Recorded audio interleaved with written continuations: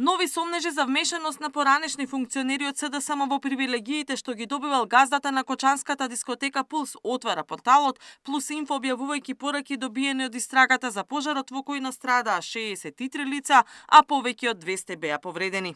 Како што наведува порталот, се работи за текстуални пораки добиени преку анализа на телефонската комуникација на обвинети во случајот за Пулс, а кои покажуваат индиции за некаква вмешаност на политичари, за како што пишува Плюс Инфо во коруптивни влијанија.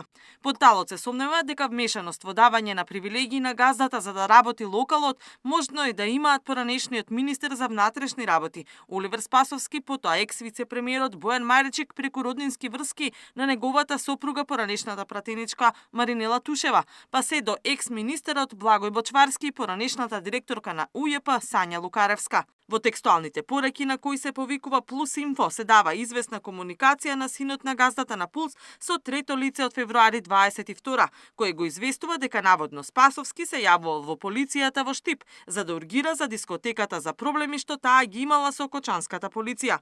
Исто така порталот вади и пораки од јуни 23 дека наводно за пломба од УЈП треба да се ургира кај Бочварски, Лукаревска, Маричик или Тушева. Од СДСМ демантираат некаква вмешаност на нивните функционери во привилегиите на Пулс и велат дека текстот на порталот е чиста манипулација на власта.